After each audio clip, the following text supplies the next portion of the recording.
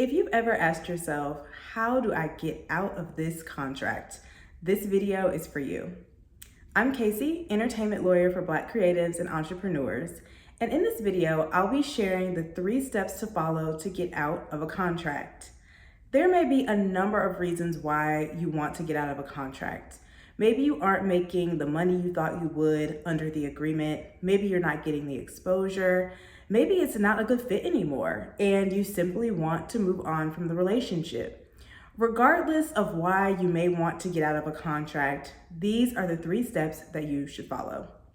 The first is to review the contract for breach. Has the other party breached the agreement? Have they not legally fulfilled their obligations under the contract? If so, you can easily terminate the contract for breach of contract. This is your get out of jail free card to end the contract. Now, something really important to note here is to not make assumptions. Just because things haven't gone as planned under the arrangement doesn't necessarily mean that the other party has actually legally breached the contract. So it's extremely important that you go through, review the agreement, search the document. You can put breach into the search terms to search the document and see what are the instances in which a contract has been breached. Generally, contracts will lay out different scenarios of when a breach has taken place and breaches that lead to the ability to terminate the contract. You'll also want to review the general obligations of both parties under the contract. What was the other party required to do? Have they legitimately not been doing those things? If so, then you may be dealing with a breach of the agreement, and you'll want to make sure that you follow the instructions for breach. So most contracts provide instructions on how to handle a breach in an agreement. They'll include things like a notice requirement. Typically, written notice is required to inform the other party of the breach. And there's also a period which is known as a cure period. So this gives the other party an opportunity to cure the breach and make the situation better, or to make you whole, so that the contract doesn't have to end under the circumstance of breach. So that's step 1. Step 2 is to outline termination options. So just like most contracts have specific instances outlined that may lead to a breach of the agreement, there are also termination options in contracts. A good contract will have a termination clause that clearly states what the circumstances for termination are. This may be standard language such as either party may terminate the contract by providing written notice within a certain time frame, or providing written notice within a certain number of days. And they will clearly outline in the contract what the different scenarios for terminating the agreement are.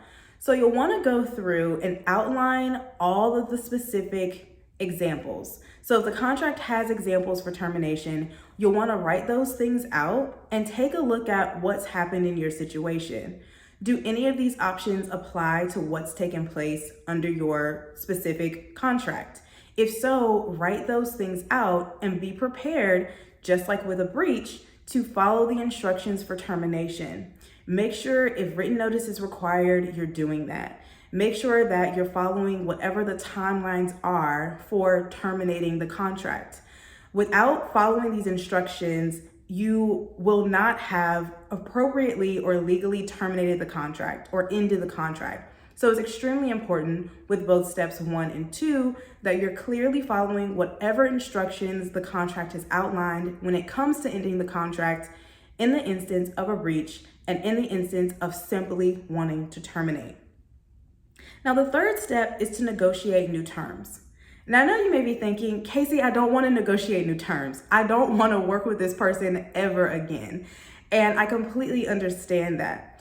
But the reason why this step is so important is that you have to negotiate new terms in the event that there has not been a breach and that there are no termination options available to you. You still have to negotiate new terms to end the contract. You have to have a discussion with the other party, letting them know your issues, letting them know that you desire to get out of the contract, you want to end the contract, and what the circumstances to ending that contract are going to be.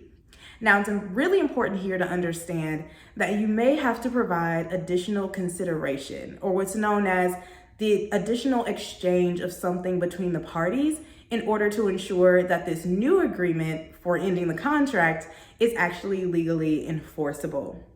So those are the 3 steps to help you get out of a contract. I hope that those were helpful for you. If so, make sure that you subscribe and like this YouTube channel and follow me on social media so that you can get notified when I release new content.